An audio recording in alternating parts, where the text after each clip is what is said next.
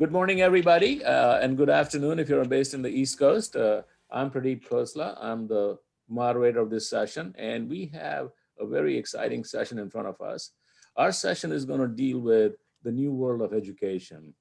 And I think all of us were not around when in 1918 there was the flu epidemic, and that had very similar impacts as this one, and maybe in fact worse impacts in terms of the way it touched humanity across the whole globe. But nonetheless, this epidemic or this pandemic is following similar lines. And I think the question in front of us is because of where we are in terms of technology development, impacting both the epidemic, the pandemic, the vaccine generation, and also technologies like Zoom and MS Teams, and impacting how we are able to be away from each other, but still be together with each other in a virtual format. So the question is, what impact would it have on our lifestyle? And specifically for this session, the impact on education is what we're going to be concerned about. So we have an amazing set of speakers today, an amazing set of panelists who are going to tell us their viewpoints.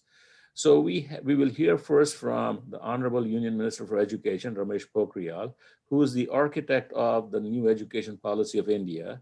And that's going to give us some insight as to how India is moving ahead. And I'm so glad it is. We will next hear from Ambassador Taranjit Sandu, who is going to talk about internationalization of education and what is it, I hope, some insights into international countries like US and Canada can do in terms of accepting Indian students who come here for further studies. After that, we'll hear from the chief defense scientist of the country, the top brains of the country, creating the strategy for defense technologies, Dr. Satish Reddy.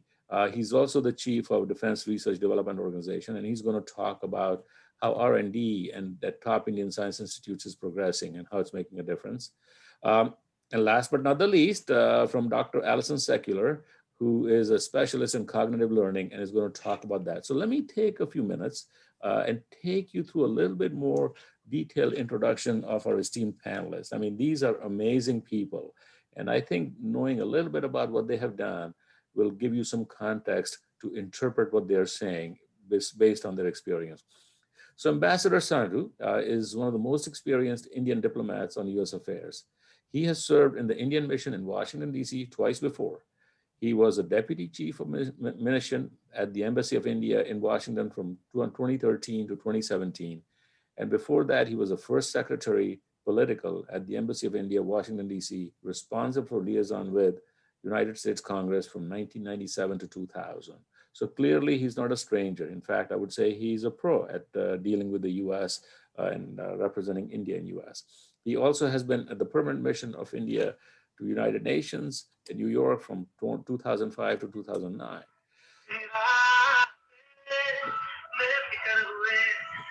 Dr. Reddy, that's you. You might want to put it on mute.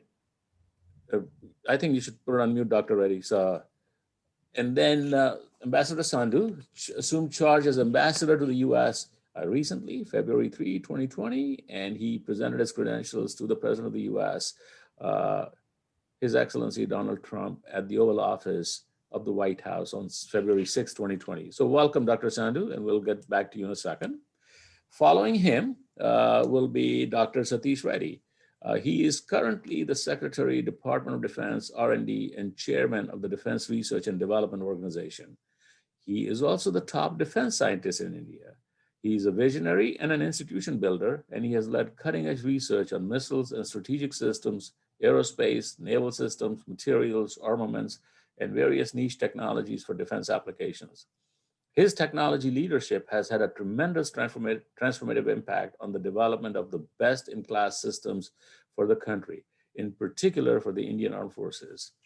He spearheaded the conceptualization and realization of many flagship programs, and he has successfully piloted Mission Shakti, which is India's first anti-satellite missile and the hypersonic missile tests. He's acclaimed as one of the best aerospace scientists in the nation. And it's not just in India, he also has had several international awards that attest to his credentials and his contributions to the Indian defense systems. So welcome, Dr. Reddy. Following Dr. Reddy, we'll hear from Dr. Alison Secular. She is the Sandra A. Rotman Chair in Cognitive Neuroscience and Vice President of Research at Baycrest Health Sciences. She's also the Managing Director of Rotman Research Institute and the Center for Aging and Brain Health Innovation.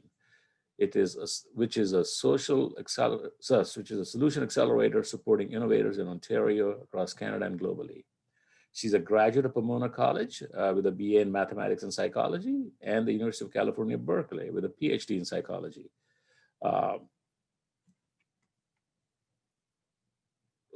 Her research uses behavioral and neuroimaging approaches to understanding how the brain processes visual information, with specific interest in face perception, motion processing, perceptual learning, neuroplasticity, aging, and neurotechnology. So anything and everything about the brain and learning. So welcome, Dr. Secular. And so let's just kick this off. Let's start by hearing a little brief introduction about the national education policy, the new education policy, from our Honorable Union Minister for Education. Please. Pen IIT 2020 के इस वैश्विक सम्मेलन में आज के मुख्य अतिथि पूरी दुनिया के सर्वाधिक लोकप्रिय लीडर, भारत के यशस्वी प्रधानमंत्री परम श्रद्धेय श्री नरेंद्र मोदी जी, भारतीय एम्बेसडर US में श्री तरनजीत संधू जी, श्री प्रदीप खोसला जी, chancellor UCSD, Shri Satish Reddy ji, DRDO research प्रमुख, और IIT परिवार से जुड़े सभी सदस्य भाई और बहनों, मैं इस बहुत ही महत्वपूर्ण सम्मेलन में आप सबका स्वागत कर रहा हूं। और जैसे आपको पता है कि भारत एक नए परिवर्तन की ओर है, नए भारत के निर्माण की दिशा में आज जो हमारे देश के यशस्वी प्रधानमंत्री जी ने एक के बाद एक महत्वपूर्ण कदमों को उठाया है, आज जिनको पूरी दुनिया ने सराहा है। और आज उन्हीं परिवर्तन की दिशा में एक जो बड़ा परिवर्तन, जो नई शिक्षा नीति 2020 के रूप में आई है, जो व्यापक परिवर्तनों के साथ, व्यापक सुधारों के साथ जो भारत केंद्रित है और अंतर्राष्ट्रीय स्तर तक उसकी फलक जाता है। हमारे देश के यशस्वी प्रधानमंत्री जी की अगुवाई में, उनके मार्गदर्शन में जो राष्ट्रीय शिक्षा नीति 2020 आई है, वो ऐसे परिवर्तनों के साथ आई है जब हमने प्रारंभिक शिक्षा में 10+2 को हटा करके 5+3+3+4 किया है। और हम 3 वर्ष के बच्चे से लेकर, क्योंकि वैज्ञानिकों का और विशेषज्ञों का मानना है कि 3 वर्ष से 6 वर्ष तक बच्चे के सर्वाधिक मस्तिष्क का विकास होता है, इसलिए उस 3 वर्ष के बच्चे को लेकर के आंगनबाड़ी से लेकर के और उसको निरंतर आगे बढ़ाना, और शायद दुनिया का पहला देश होगा जो स्कूली शिक्षा से आर्टिफिशियल इंटेलिजेंस पढ़ाएगा, और कक्षा 6 से वोकेशनल स्ट्रीम के साथ, इंटर्नशिप के साथ जो व्यावसायिक शिक्षा को भी देगा। शिक्षणेतर और वोकेशनल, इन तीनों के गैप को बहुत तेज़ी से भरा है। और वो जो प्रारंभिक शिक्षा होगी वो अपनी मातृभाषा में होगी, और राज्य यदि चाहेंगे तो वो उच्च शिक्षा तक भी वो अपनी मातृभाषा में पढ़ा सकते हैं। स्कूली शिक्षा से लेकर के नई शिक्षा में जिस तरीके का परिवर्तन करके हम ला रहे हैं, अब उस बच्चे का 360 डिग्री होलिस्टिक मूल्यांकन होगा। वो स्वयं अपना मूल्यांकन करेगा, उसका विभाग उसका मूल्यांकन करेगा, अध्यापक मूल्यांकन करेगा, उसका साथी भी उसका मूल्यांकन कर सकेगा। और अब उसको हम प्रोग्रेस कार्ड देंगे, रिपोर्ट कार्ड नहीं देंगे, बल्कि अब उसको प्रोग्रेस कार्ड देंगे, और उसकी जो मातृभाषा है उसकी मातृभाषा में उसको आगे बढ़ाएंगे। आप सबको मालूम है कि जो भी विकासशील देश हैं, उन सभी देशों ने अपनी मातृभाषा में अपनी शिक्षा को अपने शिखर तक पहुंचाया है, चाहे जापान है, चाहे फ्रांस है, चाहे जर्मनी है, और चाहे इजराइल है। तमाम दुनिया के शीर्ष 20 देशों को आप देखेंगे तो उन्होंने अपनी मातृभाषा में ही अपनी शिक्षा को दी है और उन्नति के शिखर को प्राप्त किया। हमारी जो ये नई शिक्षा नीति है, नेशनल भी है, इंटरनेशनल भी है, इंटरएक्टिव भी है, इम्पैक्टफुल भी है, इंक्लूसिव भी है, इनोवेटिव भी है, और इक्विटी, क्वालिटी और एक्सेस की आधारशिला पर खड़ी होकर के ये विश्व के फलक पर जाती है। उच्च शिक्षा में अब किसी भी विषय को कौन क्या विषय लेना चाहता है, बिल्कुल स्वतंत्रता है, पूरा मैदान खाली है, किसी भी विषय की थोपा थापी नहीं होगी। वो संगीत के साथ इंजीनियरिंग भी कर सकता है, विज्ञान के साथ साहित्य भी पढ़ सकता है, और यदि उसको जब चाहे आ सकता है, जब चाहे वो ज्वाइन कर सकता है, जब चाहे वो अपनी पढ़ाई शुरू कर सकता है। और यदि 2 वर्ष में ही परिस्थितिवश उसको कभी छोड़ करके जाना पड़ता है, यदि 4 वर्ष का भी कोर्स है और बीच में छोड़ के जाना पड़ता है, तो अब उसको हताश और निराश नहीं होना पड़ेगा।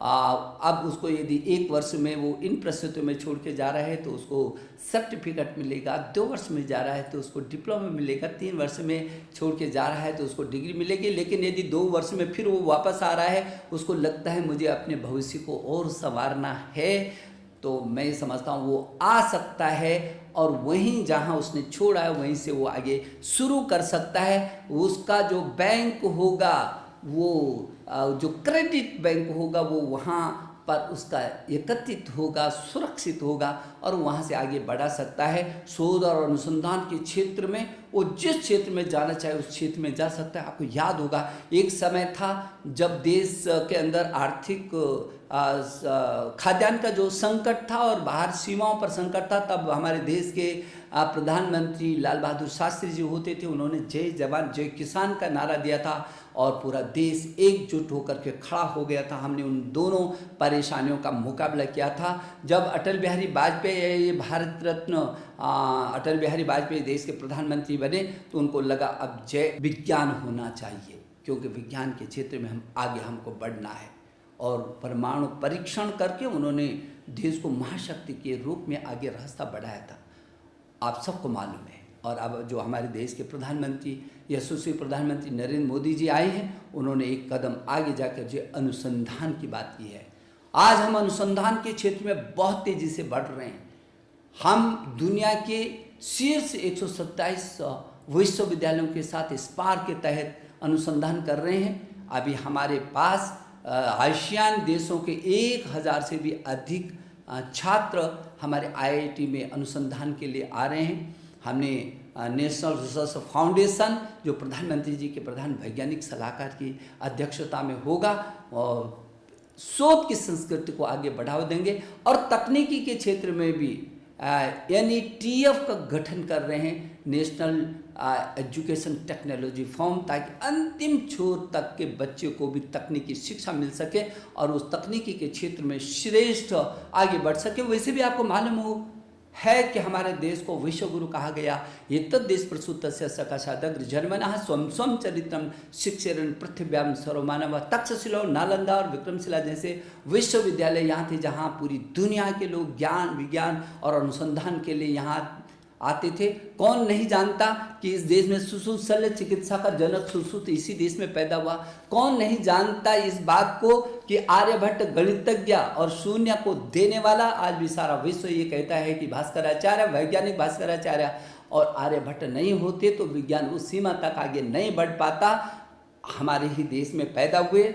हाँ, नागार्जुन रसायन शास्त्री हो या बौधायन हो, पाणिनि भाषा विज्ञान की दिशा में पाणिनि का नाम हो, और योग की दिशा में जब हमारे देश के यशस्वी प्रधानमंत्री नरेंद्र मोदी जी ने अंतर्राष्ट्रीय मंच पर इस बात की चिंता प्रकट की कि ये जो हम, क्योंकि विश्व बंधुत्व वाले लोग हैं, वसुधैव कुटुंब वाले लोग हैं, हमने अयम निजः परोवेति गणना लघु चेतसाम उदार चरिता नाम तू वसुधैव कुटुंबकम की बात की, पूरी वसुधा को अपना परिवार माना है।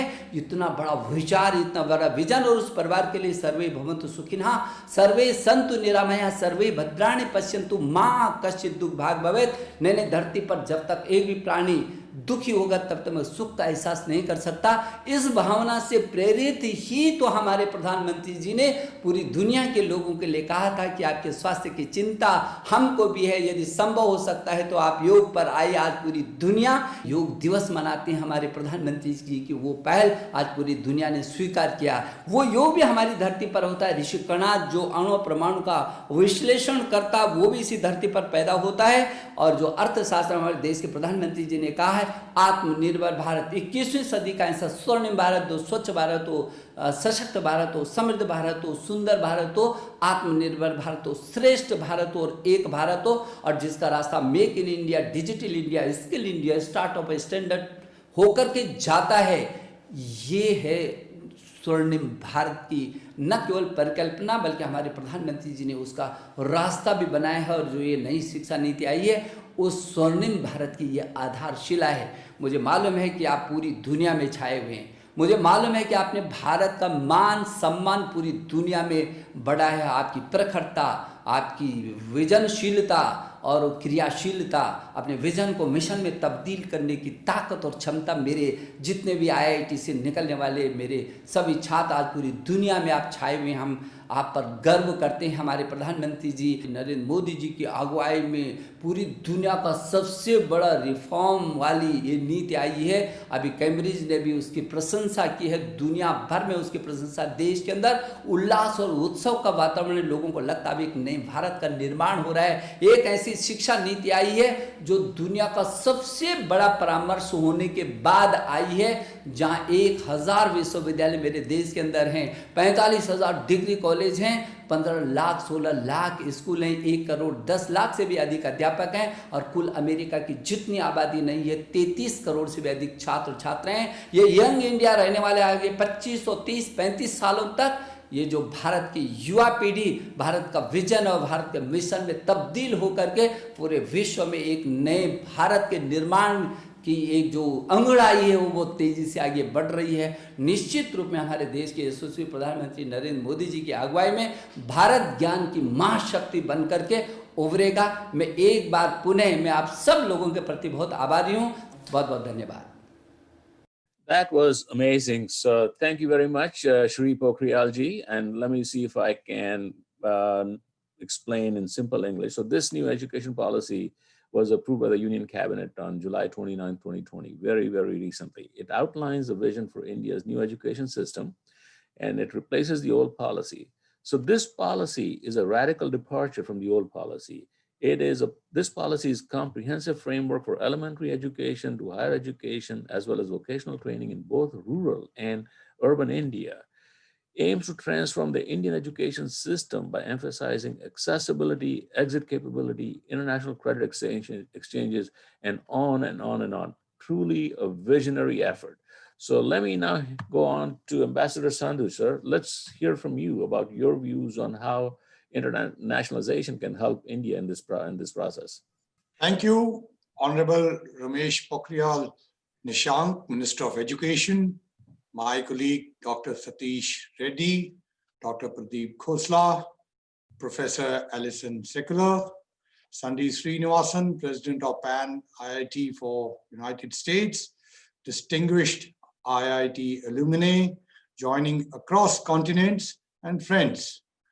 I'm excited to be here at the PAN IIT Global Summit and address this distinguished gathering. It's exciting for me for many reasons. First and foremost, you are both dreamers and doers rolled into one, a rare combination. You ideate and innovate at the same time. I have had the opportunity to also interact with many of you individually. Secondly, you have stayed connected to your roots while branching out high and far. The name of the Alumni Association, PAN IIT itself, says it all. Thirdly, and importantly, you are an important bridge between our two great nations. Your success is also the success of India-US partnership. Fourthly, it is a journey which we have started long ago.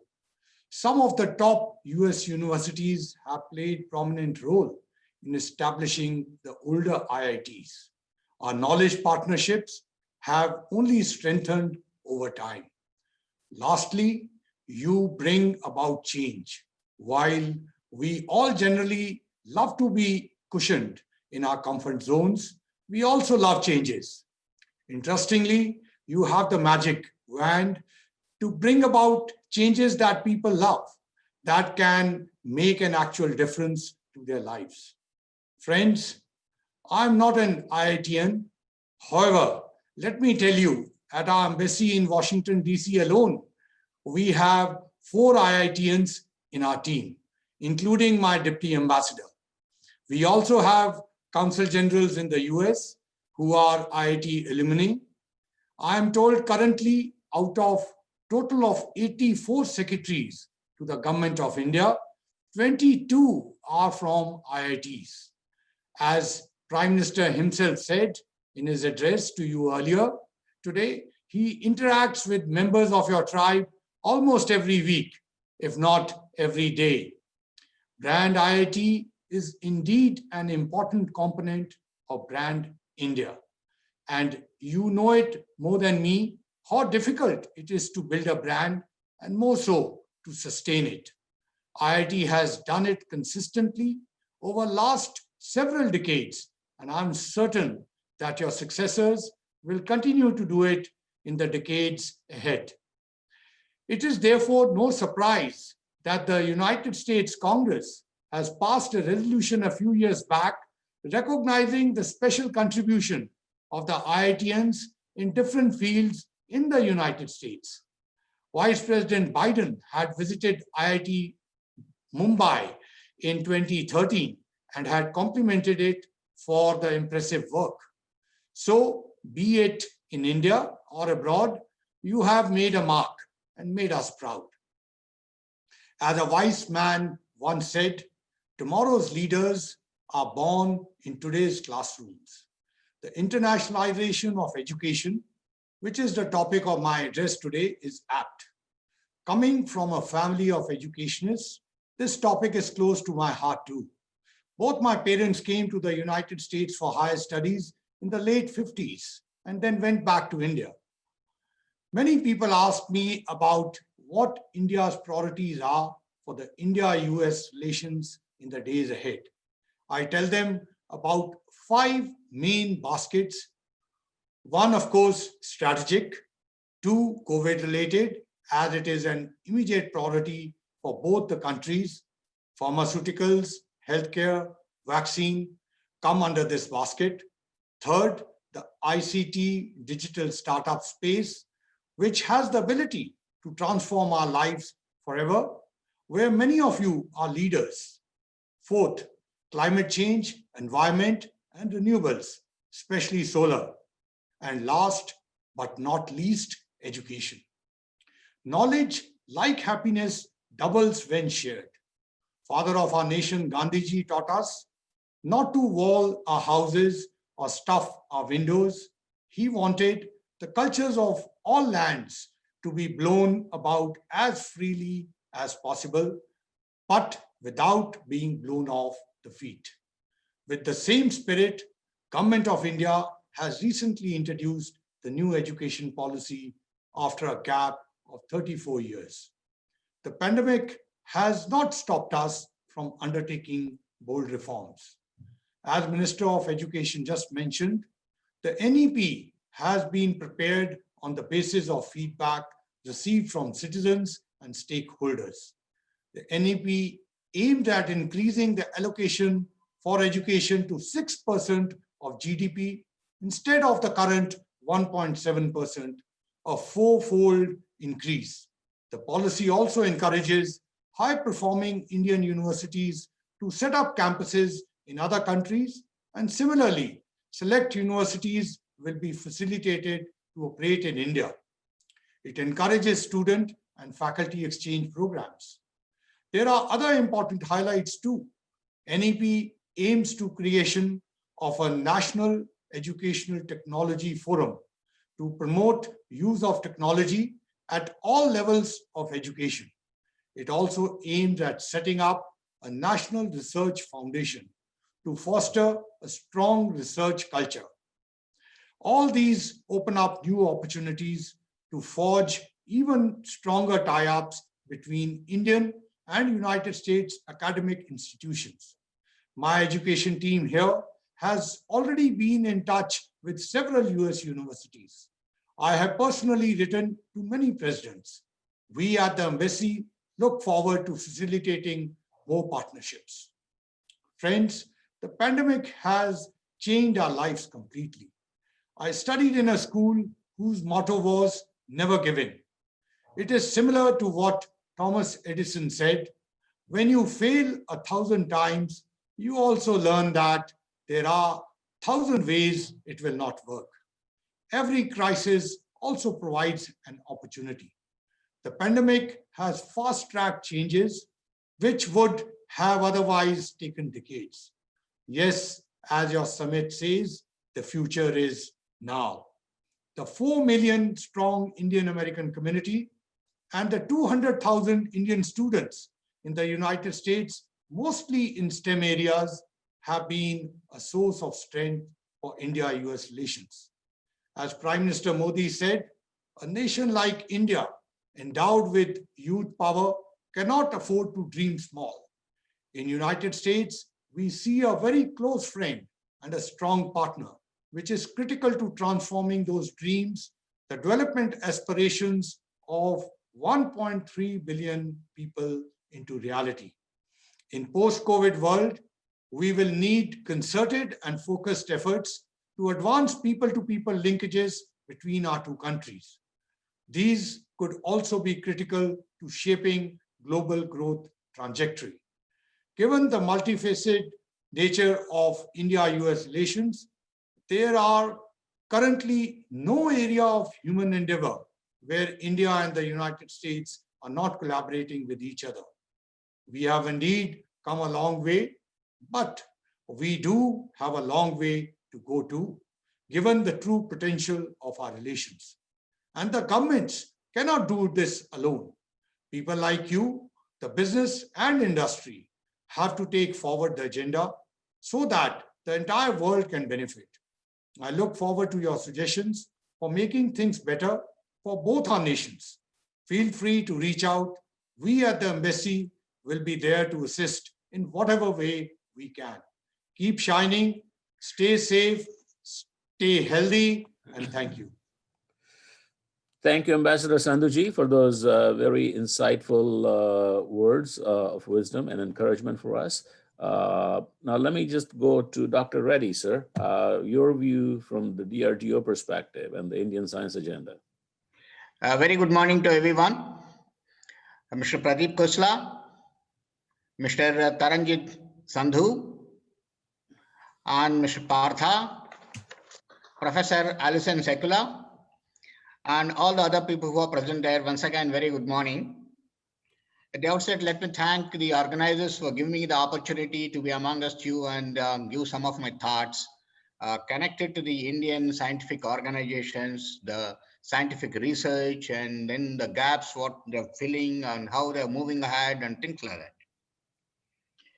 As you know, in India, leaving aside the academic institutes, the universities, the R&D organizations like the Indian Space Research Organization, the Department of Science and Technology, the Department of Biotechnology, or the Ministry of Earth Sciences and Oceanography, or the Council of Scientific and Industrial Research, or the Department of Atomic Energy, or the Indian Council of Medical Research, or the Indian Council of Agricultural Research, and my organization, Defense Research and Development Organization.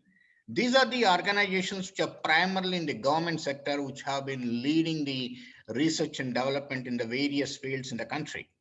In the last couple of decades, if you look at the organizations, what I've mentioned now, have been primarily concentrating on design and development and related activities. As the ecosystem in the country was evolving, the organizations had to get into more and more the design, engineering aspects of it, and realizing the prototypes and building up the industries and making the industries come up to the level of development of various systems and things like that. Primarily, if you look at it, the roles wise, the organizations have been more on the development side or translational research side, and then the industry has been more on focusing on build to print, build to instead of build to specifications, and they have been producing more and more. And then the academic institutes, of course, have been more concentrating on the applied research. But then, if you look at in the last about 4-5 years, the ecosystem is changing, the system is evolving itself, the roles are getting redefined. The organizations like us are more concentrating on the applied research to translational research. The industries are coming up well. They're doing a lot of build to specification activities, B2S. They're able to do research in niche areas. Many industries are actually taking over many aerospace and electronics related industries outside the country, and they're actually able to produce and they're able to give a lot of things to the world today. And then so the research in the niche areas in the industries is coming up well, and they're able to come out with many systems on their own. And then in looking at the academia, they started concentrating more on the basic research to applied research. The roles are getting now redefined. Basic research to applied research to translation research, production built to specifications, built to requirements, and then research in the niche areas. This is how the system is getting evolved, and how the systems are coming up faster. As you know, the country has been following in the sense of where in the advanced nations the technologies come up, and the country was looking into it and then try to develop them and indigenize them, and that's how the word indigenization has come. You started making those systems with a lag. That lag is getting close now.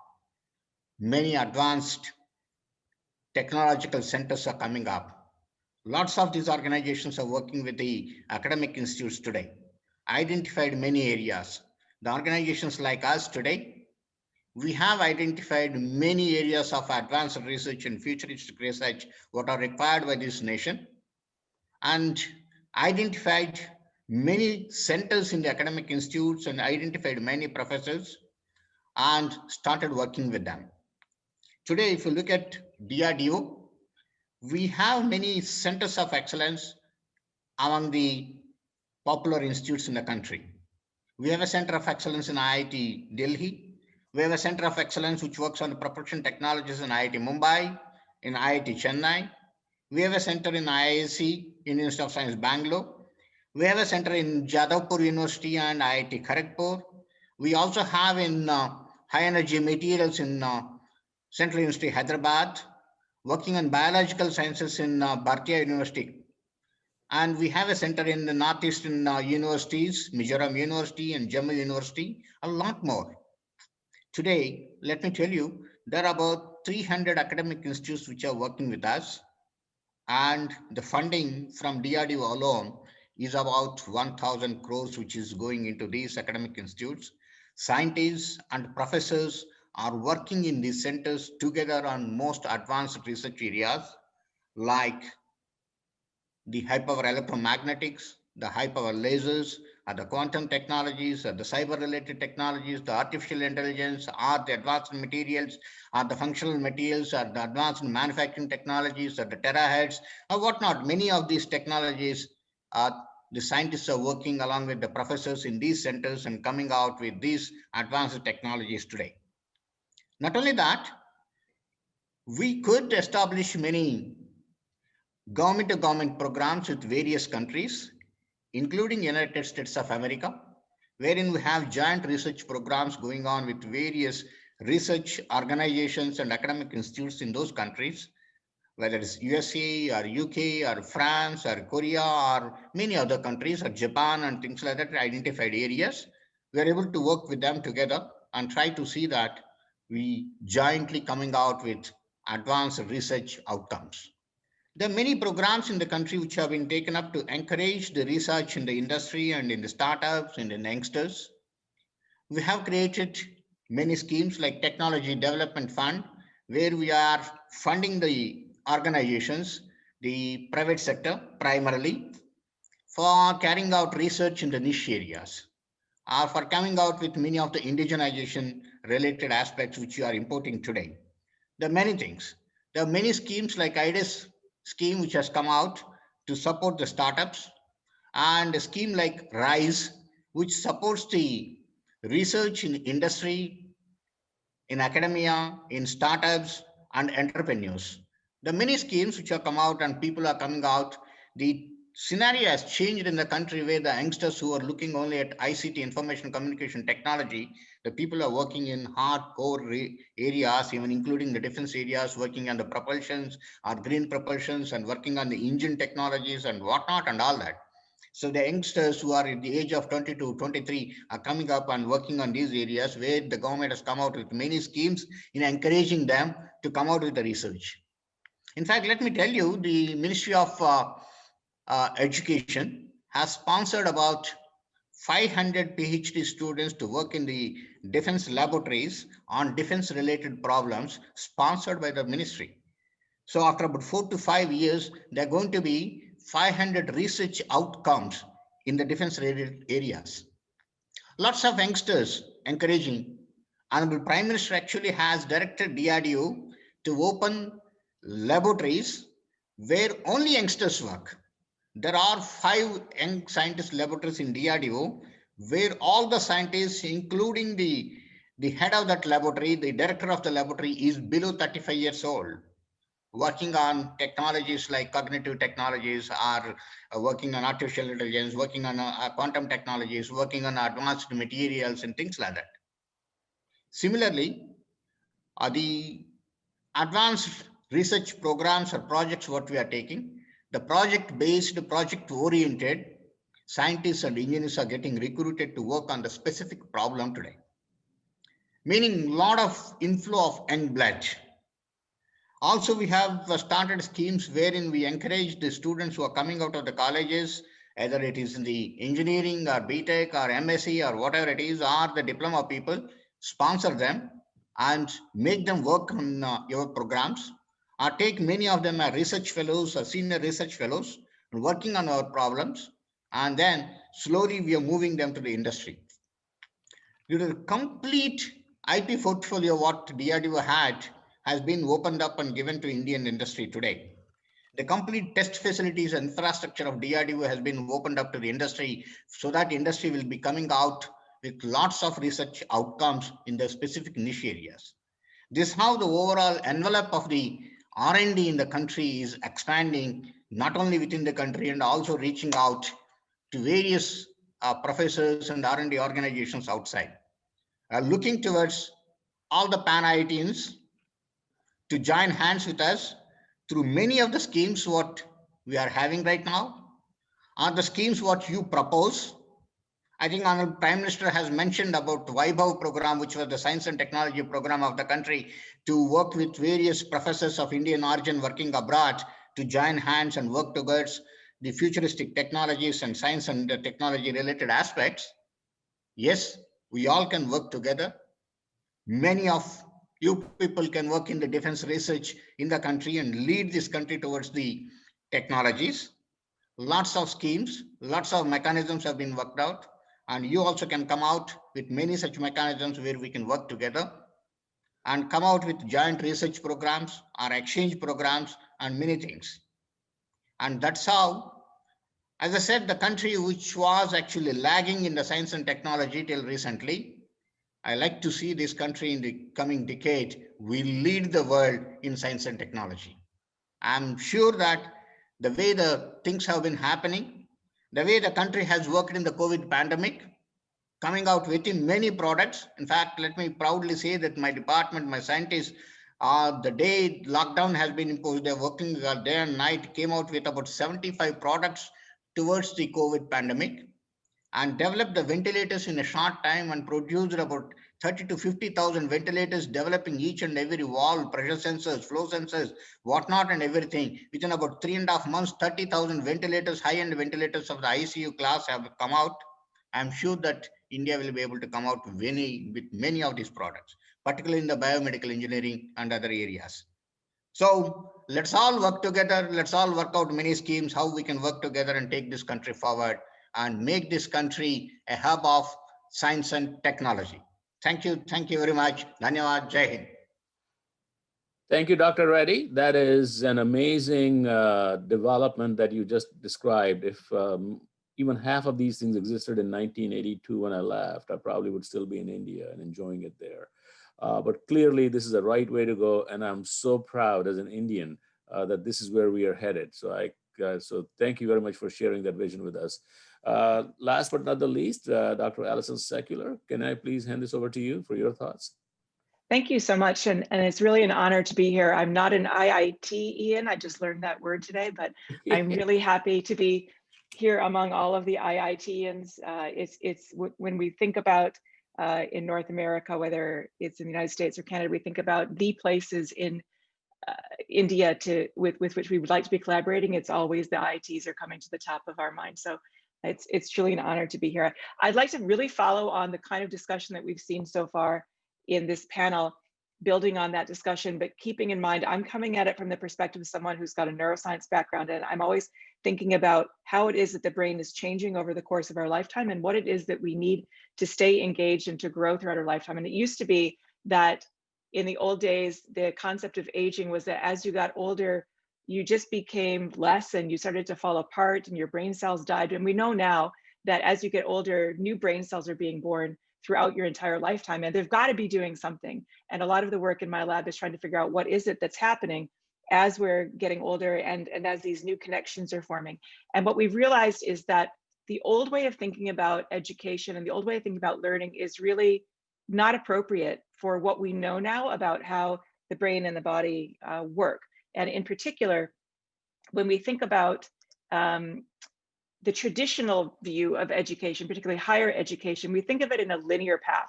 So you think you go through your elementary school and your high school and this is the North American system, and then get to university. And when you're at university, you get your degree. And then that sets you up for your job, and then you have your family, your job, and then you retire, and then that's it. And when we think about what's happening in the current situation, and we heard this very well in the last presentation, it's much, much more than just the degree now.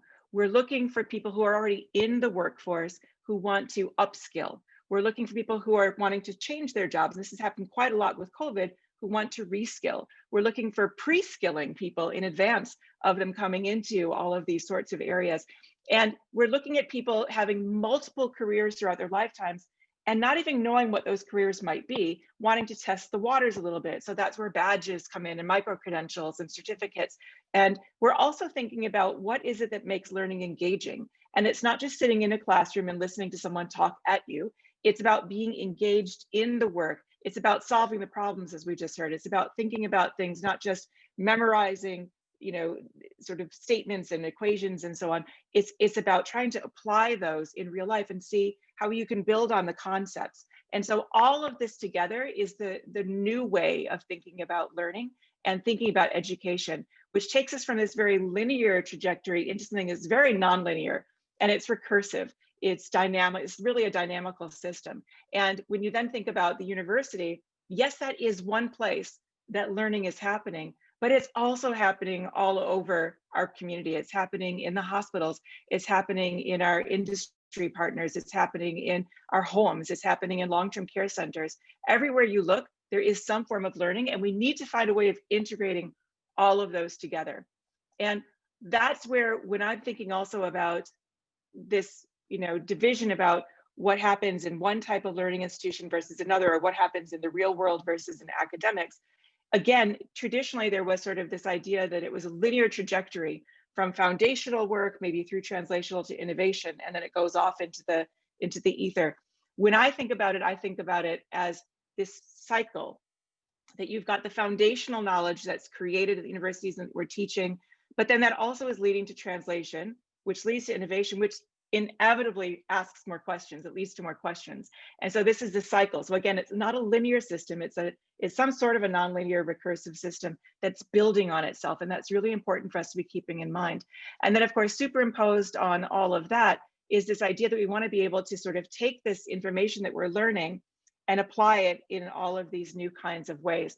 And I'd like to just very briefly give you a kind of a case study, if you will, about how we've integrated all of these ideas into one sort of project to show you how you can integrate all of these different ways of thinking about learning and move from ideas to impact. So you can really make a difference in the world while you're also expanding your learning. And the case study I'll be talking about is a center that I run called the Center for Aging and Brain Health Innovation, which, as you heard before, is a solution accelerator. And it's focused on the development and validation and commercialization of solutions in the aging and brain health space. And we have a particular focus on dementia, people living with dementia or preventing dementia, but it actually is quite broad. And it really, our goal is to create a world where people can age in the setting of their choice, maintaining their cognitive, emotional, and physical well-being and their independence for as long as possible. And to do this, we employ a lot of different kinds of strategies. We have, over the last several years, invested about $120 million toward advancing these kinds of healthcare innovations. We've launched over 300 different projects. We've secured, follow-on investments in the hundreds of millions of dollars for our companies. But if you look at the very center of this slide, what you'll see is that it's all about the people. It's about engaging those people in different ways. And this is really an underestimate of the impact that we've had, because this is only sort of some of the direct numbers, not the indirect follow-on kinds of impacts that we've had. But we've been able, through our programs, just in a couple of years, to engage about 20,000 clinicians in various kinds of innovation projects that they would not have been involved in. We've been able to be working with the various community members, older adults and caregivers. Almost 100,000 of them now have been engaged in these kinds of projects. And we also have been engaging lots of different sites across North America and globally to be engaged in the validation testing. And this is where it becomes really interesting, because that's where we can start bringing people together from all of these different communities. Just to give you a little bit more background, our main areas of focus are aging in place, caregiver support, care coordination, navigation, cognitive health. And because in Canada, we have a particular interest in making sure that we are addressing issues of our Indigenous peoples, as well as diverse populations and rural populations, we want to make sure that the innovations that are being created are accessible in various kinds of ways. And I know that that's a theme that's coming out in this new education strategy that you have in India as well. And the pipeline that we have goes all the way from the sort of the design and development, the conceptualization phase, all the way through validating and refining, through mobilizing, adopting, really spreading and scaling to have the broadest possible impact. And this looks like a little bit of a complicated slide, but the bottom line is just that we are trying to combine a lot of different elements into one thing, because you're not going to end up with the kind of impact that we'd like to see on enhancing the health and well-being of older adults, improving health systems, economic growth, improving the culture of innovation, unless you put it all together into one package. And that's what we've done. So we work sometimes with point of care workers who aren't traditional innovators. They don't think of themselves as entrepreneurs, but they work day in and day out with older adults, and they've got really good ideas, but they don't know how to put that idea into practice. So we connect them with scientists, we connect them with trainees or students, we connect them with industry partners so that we can do the validation testing. And we also connect them, importantly, with end users, seniors and caregivers, so that it's designing with and by, not just to and for, which is a really critical aspect. Then once things move through the pipeline, we build on all of these networks we developed to help people get their first sales and to spread and scale and to really move things in. So we're really de-risking a lot of these solutions for follow-on investment, for venture capital, and so on and so forth. And just a couple of the kinds of things that we work on are shown here. In many cases, there is a lot of technology at the heart of what is happening. So in not all of these cases, but in 5 of these 6 cases, there is a huge artificial intelligence component that's embedded in this. And we work, as I said before, not just with local Toronto companies, not even just Ontario companies. So the Safely You company is a company we work with out of UC Berkeley. That started there. We do a lot of work in California and in the United States and other places. And in these cases, what we're doing is we're helping solve the problems that matter the most to individuals. So Safely You tries to reduce falls in long-term care. Ready Spec is a company to detect the onset of dementia as early as possible, and on and on. And in that case, what we're doing is we are bringing together all of these different elements into one case. And we're really excited because we're doing this not just, as I said, within Canada, but around the world. We've got partnerships all over. And the hope is that we'll soon be able to add this other little circle here of the Indian flag. I would love to have more partnerships in India because I think that there's a huge need there. And also there's so much talent in India that could contribute to solving these problems in aging, not just in India, but around the world. And when we think about the more globalized and interdependent the world becomes, the more we need great collaborators and orchestrators, not isolated individuals. That is really something that we hold to heart. It's all about this broader community. And with that in mind, we're launching a new venture, which is, I think of it as a radical collaborative learning, engagement, and innovation and advancement platform, if you will. And it's called LEAP. And it's bringing all of these different elements together. It's a community, if you will, international community of older adults, caregivers, innovators, trainees, scientists, entrepreneurs, government officials, policymakers, everybody all learning and interacting together to co-design the best possible world for older adults. And that's the vision that we've got right now. In Canada, our goal was to get to 1 million people within the next 5 years. Given that we only have a population of about 35 million, that seemed like a big goal. If we can bring India on as a partner, we might need to get to 100 million as our goal in the next 5 years. And I think that would be completely doable. And I just think about how this can really change the world for the better through this integrated sort of learning. And of course, these advances in online learning are really critical for us. It's allowed us to do the kind of thing we're doing now, where we're meeting all over the world. But we can talk a little bit later about the challenges with it. One of the things it has done, though, it has globalized education. So we don't have to rely on just taking information in a local area. We can pick the brains of people wherever they are that can help us advance knowledge and really make an impact wherever we are. So we can think about this new sort of area of learning and how we need to have not just the degree, but all of these different elements. And we can create a learning system that is adaptable and sustainable, intergenerational, virtual, evolving, efficient, accessible, and all of these great terms. That's the goal that we have. And I think that together is the kind of goal that we can build. So my vision of the future of education is really about this personalized view of learning. We're meeting people's needs as they evolve over time. So learning is really a nonlinear, dynamical system. It's flexible, it's engaging, accessible, lifelong, global. It harnesses the power of people no matter where they are and what they can contribute.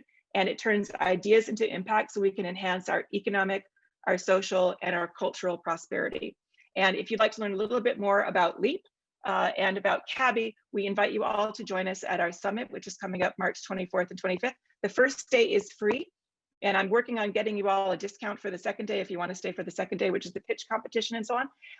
And that's it. I thank you so much for your attention, and it's been a pleasure joining you here today.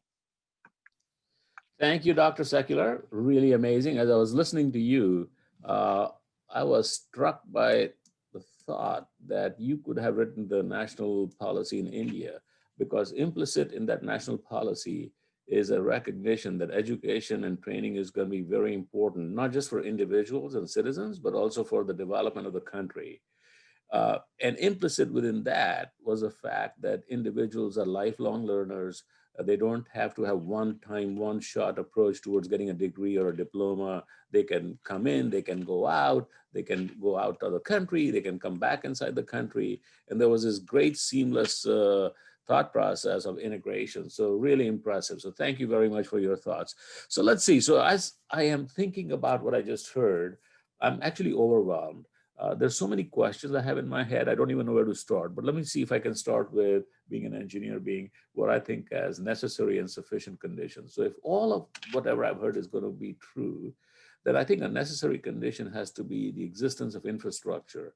So in this case, the infrastructure, not just the physical infrastructure, we'll get to that, but the people infrastructure.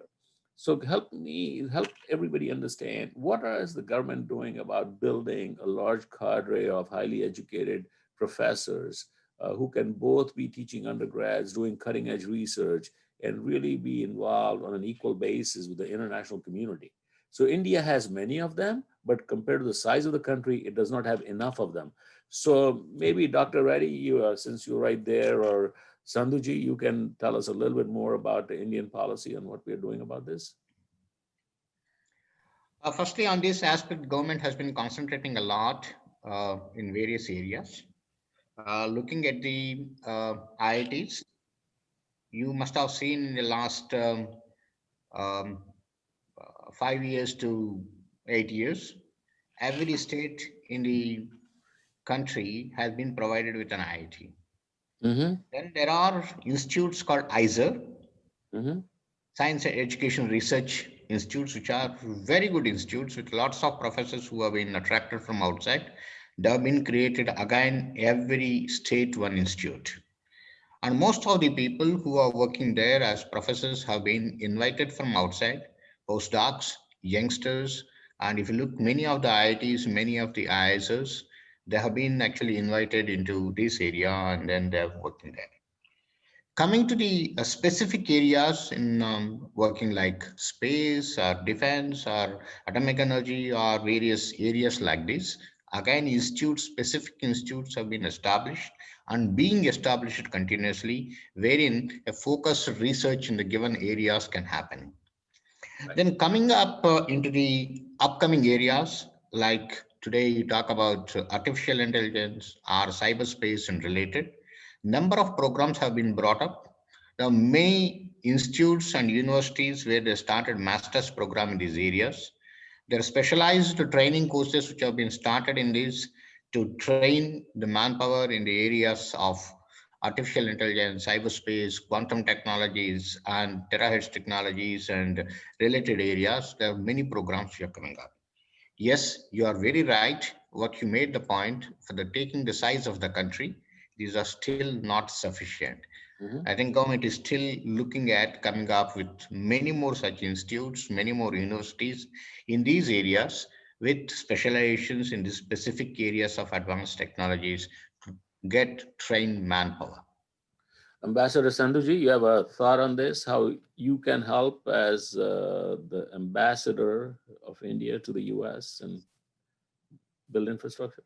Yeah, thank you, Pradeep. I think I mentioned to you in my address too that apart from the governments, this is a process which will be the partnership not only between our two countries, Mm-hmm. but also with businesses, industries, etc.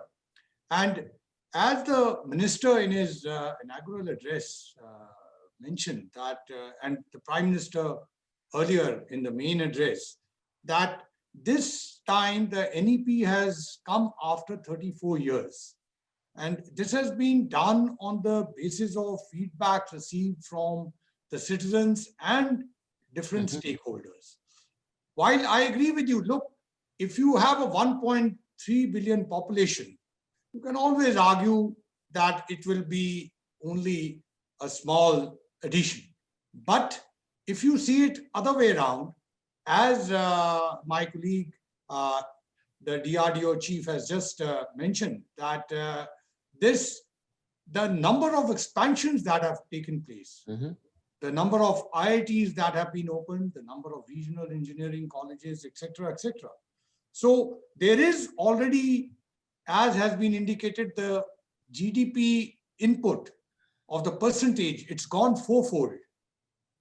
And further, we are also going in establishing the international connections. That is part of the NEP this time. Earlier, it was only in terms of aspirational, in terms of university to university direct linkages. But this time it's part of the policy.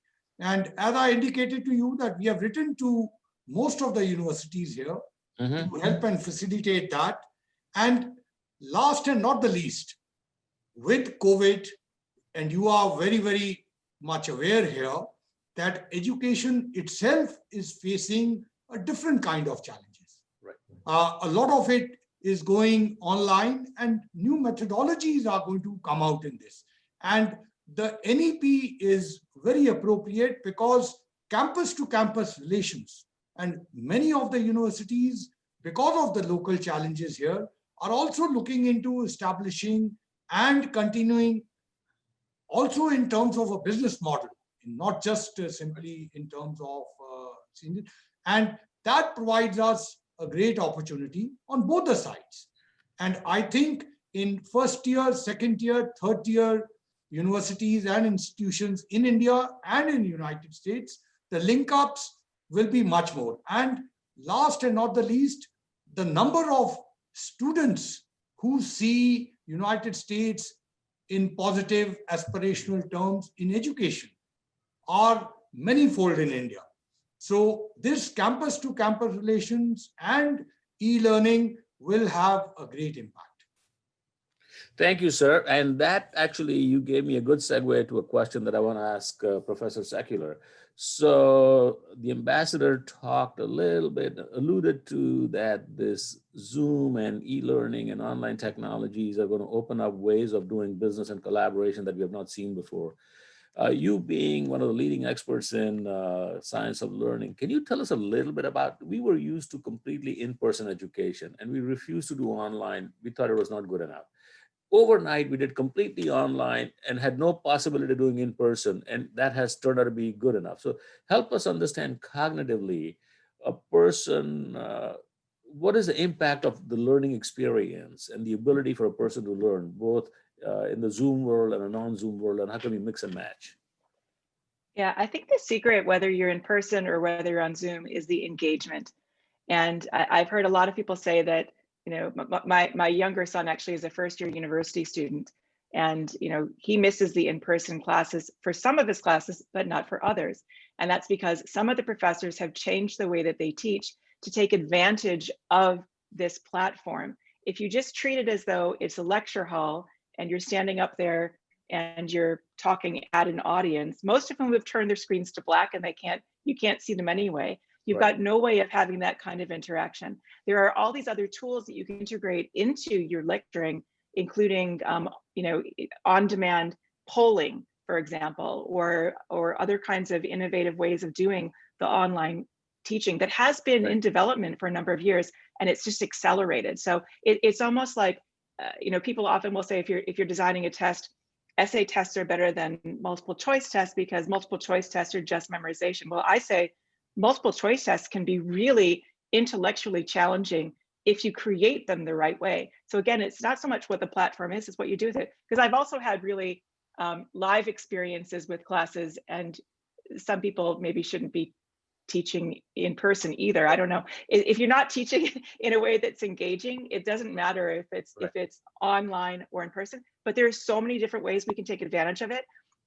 It just, you know, you just have to think that you're in a different world and really, you know, bring all of those opportunities to bear.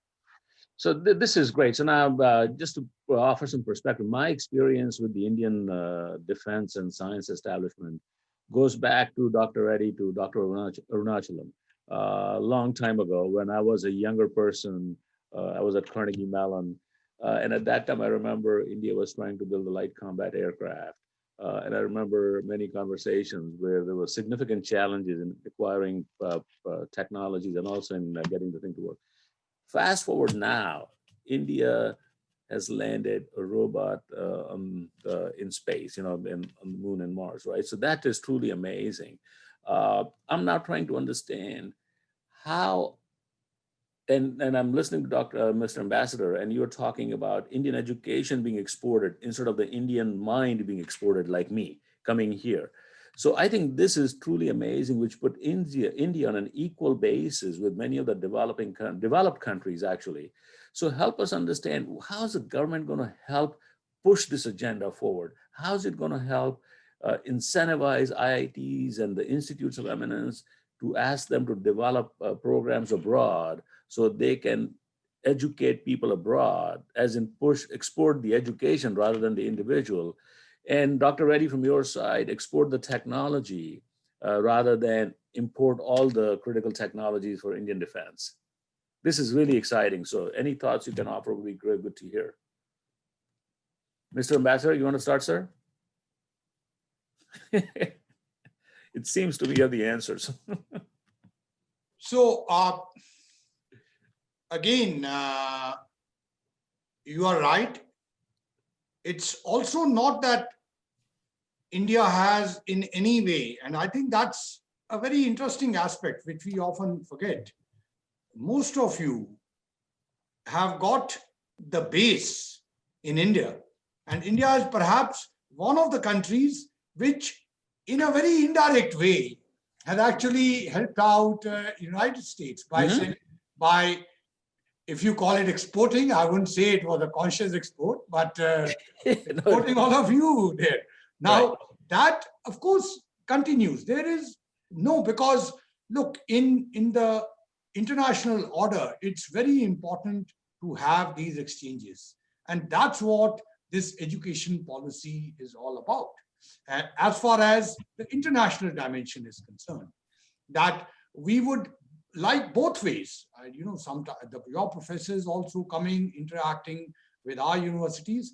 And now with this new situation, it could even become, and that's why one of my baskets I mentioned, and this is something which President-elect and Prime Minister also spoke about. Mhm.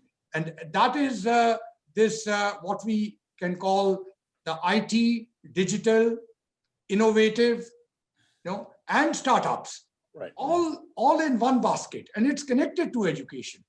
And answering that second part of what I wanted to, exporting education, that we have a very robust ITech program in India, in which a number of our neighborhood and also a number of people from, as the minister in fact today mentioned, from Southeast Asia are availing those scholarships and programs.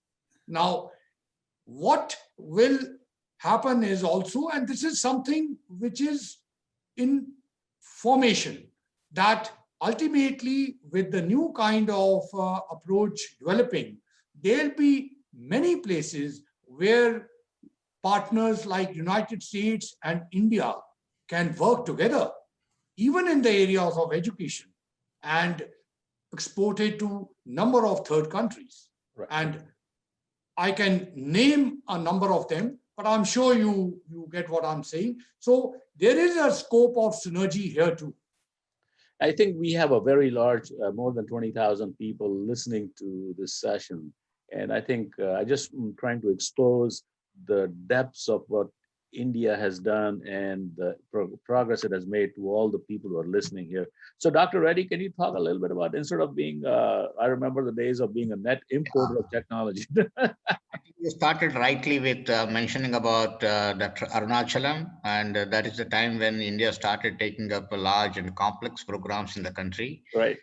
There is the light combat aircraft, what you mentioned, which has actually gone through well, and then Yep.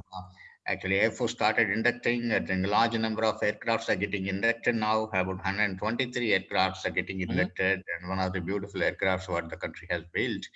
And then the program is going further ahead and ahead, and you have LCA Mark II coming up, and you have then the advanced and medium combat aircraft, which is the 5th generation plus aircraft, which is coming up. And then also you have the naval aircraft. You must have seen in the newspapers where it's landing at the deck and taking off on the things, and one of the few countries which has established. So the things which started, as you rightly said, somewhere I think it must have been the 80s, Yep. where these type of programs like integrated guided missiles development program or Arjun tank and things like that which have been taken up have really pushed India into one of the advanced nations. Today, having the missile programs where India has developed many missiles, you have become one of the 6th nation, 7th nation in the world who have such capabilities. Look at the ballistic missile defense program. We're one of the 4 nations in the world who have such successful programs. I think you mentioned right in the beginning about a year and a half back, where the anti-satellite program, which has been done very, very accurately, meticulously, becoming the 4th country in the world. And then you have built your own main battle tank, and you are very strong in sonars, you are very strong in radars today, you're strong in torpedoes, you're strong in electronic warfare systems. You have made the world's longest range 155mm class gun today, and you're able to build your own armors and many other areas. And look at the PSLV, GSLV vehicles and the Mars mission or the Moon mission, the number of successful launches of PSLV, which were there 40 plus, it shows that India has in many areas have grown and able to do. And as you rightly said, the concentration is that reduce the imports in a big way, and try to make most of those things in the country, and where you are concentrating on mostly on the complex and large missions in the country. That's the focus of the government, that you are able to become completely self-reliant. That's what actually Atmanirbhar Bharat, when Honorable Prime Minister has given a call, you should have the design, development, production, testing capability within the country. That is what is Atmanirbhar Bharat. And I'm sure in the way government is looking is very clearly push these critical and complex systems in the country, reduce these imports, and you're gradually increasing your exports. The exports started coming up in Right. various areas today, particularly in the defense sector. My own area, I can see lots of countries are showing interest in these areas, and we're coming up. So in the coming few years, the imports will be coming down a lot, and then the exports from this country in a big way, they will be picking up. Right. That's what I'm So, sure is going to happen with the government steps. this is a matter of pride for all of us. So let's go to Allison for the last word, Allison, because we have to wrap up, I'm told. So you are going to wrap it up for us. Sure. Just I wanted to add one more thing that is a terrific resource that India has that no one else in the world has, and that is the people. And I think you can't underestimate the value of the people, whether they're living in India or part of the diaspora, but also there are data. And I think one of the things that we've learned very quickly in the COVID era is that it's really more important than ever to be sharing data. And India has a wealth of data that is a resource in and of itself, which I think can make you a real center of attention in terms of a magnet for bringing all of the best researchers outside of India to India, whether it's virtually or in person, because you have those sorts of resources. And the last thing I just want to mention is that, as was mentioned before, there's always a question about how do you get from a linear approach to learning We're to at this minus nonlinear 30 approach that seconds, Allison. Go ahead. sorry, we're all thinking of, and it's all comes down to problem-based learning. So it's the application, and it's the interdisciplinarity. And I'm really excited to see where India is going. But look, this is extremely well said. The power is not just in the technology, in education, it's also in data. And that is the future. And this is a matter of pride for all of us. So thank you very, very much, each and every one of you. I know you're busy. I know you could have done better things. But let me tell you, what you're doing here is really, really important. So I very much appreciate Dr. Reddy, Ambassador Sandu, sir, and Dr. Secular. Thank you very much. And Partha. Thank you. Thank you. Thanks from IIT 2020. Thank you to everyone for coming to the session and giving your valuable inputs. And thanks all the attendees. Please stay tuned. We'll continue to have great sessions at IIT 2020. Thanks, everyone.